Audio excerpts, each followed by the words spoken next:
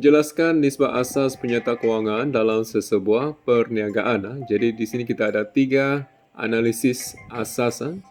Yang pertama, analisis nisbah untung. Jadi bila sebut nisbah untung, kita hanya libatkan untung. Jadi kita ada 4. Yang pertama, peratusan untung tokokan. Yang kedua, peratusan margin untung kasar. Yang ketiga, peratusan margin untung bersih. Dan ini pun untung juga, iaitu peratusan pulangan ataupun untung atas modal. Okey, yang kedua, analisis nisbah kecairan. Hanya ada satu, iaitu nisbah semasa. Dan yang ketiga, analisis nisbah kecekapan. Okey, untuk yang ini, kecekapan ataupun efisien. Pusing ganti stok. Dan yang kedua, pusing ganti aset. Apakah fungsi analisis nisbah untung? Okey, nisbah untung namanya pun untung. Sudah pasti fungsi dia mengukur keberkesanan aktiviti perniagaan bagi menjana keuntungan. Apakah fungsi analisis nisbah kecairan?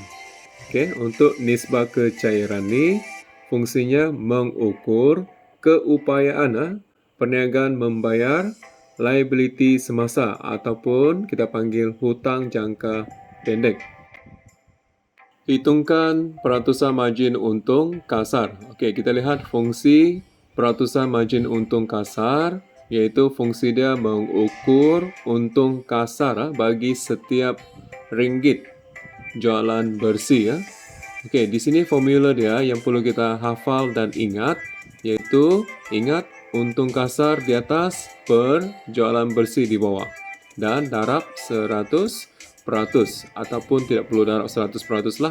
Okey, sebab akan dibahagikan dengan 100 juga. Jadi kita lihat contoh pengiraan di sini. Jualan bersih ialah 180,000, untung kasar 60,000. Jadi pengiraan pastikan untung kasar di atas 60,000 per untung jualan bersih 180,000. Jadi kita bahagikan, kita dapat nilai 33.3%. Apakah maksud 33.3%? Perniagaan mendapat untung kasar sebanyak 33 sen bagi setiap ringgit. Hitungkan peratusan margin untung bersih. Pernah ditanya dalam peperiksaan SPM 20, 20 dan 2021. Okey, kita lihat fungsi dia. Margin untung bersih ni ialah mengukur untung bersih setiap ringgit jualan bersih. Jadi formula di sini, ingat untung bersih di atas per jualan bersih di bawah. Okey, darab 100% atau abaikan, kita bahagikan sahaja. Okey, sebagai contoh, jualan bersih 180,000, untung bersih 48,000. Jadi pengiraan di sini 48,000 ni kita letak di atas, per 180,000 ini adalah jualan bersih di bawah. Jadi kita bahagikan guna kalkulator, kita dapat 27%. Jadi apakah maksud 27%? Okey, bermaksud perniagaan mendapat untung bersih sebanyak 27 sen. Untung bersih sebanyak 27 sen bagi setiap ringgit.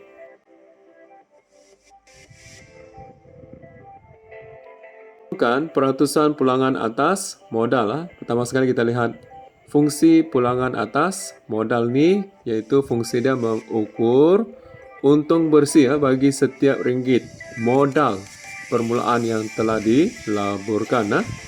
Jadi kita ingat formula, kita hafal dan ingat untung bersih di atas per modal awal di bawah. Okey. Jadi darab 100% ataupun tidak perlu darab 100% pun boleh. Kita bahagikan saja. Kita lihat contoh. Modal awal adalah 120,000. Okey, kemudian untung bersih adalah 48,000. Okey, jadi pengiraan ni pastikan untung bersih di atas 48,000 per dengan modal awal di bawah 120,000. Jumlah modal awal pembiayaan ya. Jadi kita bahagikan dapat 40%. Jadi apakah maksud 40% ni? Perniagaan dapat untung bersih sebanyak 40 sen bagi setiap ringgit modal yang dilaburkan. Hitungkan nisbah semasa. Okey, ini agak popular dalam SPM Kertas 2, pernah ditanya 2018, 19 dan 2022. Okey, kita lihat fungsi nisbah semasa. Adalah yang pertama, mengukur keupayaan menggunakan aset semasa untuk membayar ataupun menjelaskan hutang jangka pendek ataupun liability semasa. Okey, kita lihat formula. Formula ini sangat simple, senang ingat, iaitu aset semasa di atas per liability semasa di bawah. Okey, sebagai contoh, aset semasa 120,000, hutang semasa ataupun liability semasa 30,000. Jadi pengiraan pastikan liability semasa di atas 30,000 per dengan aset semasa iaitu 120,000. Jadi apakah nisbah dia? 4:1. Okey, apakah maksud 4:1? Okey, perniagaan ini mempunyai aset semasa. Okey, aset semasa ini seperti wang tunai di bank ataupun akaun belum terima, iaitu sebanyak RM4 bagi menjelaskan RM1 hutang jangka pendek ataupun liability semasa. Hitung pusing ganti aset. Okey, pernah keluar SPM 2018-2021. Okey, kita lihat fungsi pusing ganti aset ni. Jadi fungsi dia untuk mengukur jumlah jualan dapat dijana dengan menggunakan aset perniagaan yang ada. Okey, kita lihat formula. Formula ni pun simple. Ingat jualan bersih di atas per jumlah aset di bawah. Okey, sebagai contoh kita lihat jualan bersih 180,000, kemudian jumlah aset yang ada 320,000. Jadi pengiraan very simple, kita letak 180,000 di atas per 320,000 di bawah. So kita bahagikan gunakan kalkulator, dapat 0.56 kali. Jadi apakah maksud 0.56 kali ni? Okey, ingat pusing, kita akan ingat berapa kali dia pusing, jadi 0.56 kali. So, kadar pusing ganti aset perniagaan menunjukkan kecekapan sebanyak 0.56 kali. Baik, mari kita lihat pusing ganti stok di bawah nisbah kecekapan. Okey, kita lihat yang pertama fungsi. Dari segi fungsi, dia mengukur kekerapan stok digantikan dalam setahun dan kecekapan mengurus stok. Jadi kalau kita lihat formula di sini, kos jualan barangan dibahagikan stok purata. Sebagai contoh, kos jualan barangan 245,000, stok purata 130,000. Jadi dari segi pengiraan kita direct sahaja, kita masukkan kos jualan barangan 245,000 ni dibahagikan 130,000. Kita guna kalkulator dan tekan, kita dapat 1.88 kali. Jadi ini bermaksud perniagaan menggantikan stok baharu sebanyak 1.88 kali dalam tempoh setahun.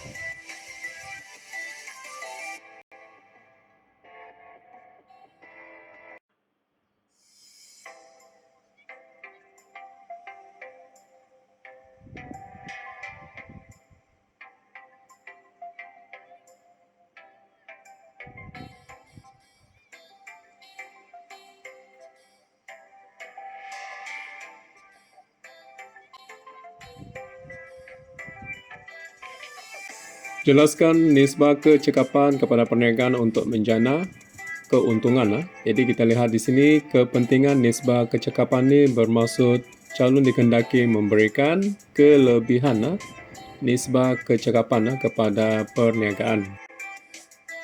Di bawah kepentingan nisbah kecekapan kepada sesebuah perniagaan ada dua. Yang pertama, kita lihat dari segi nisbah kecekapan pusingan stok ataupun inventory.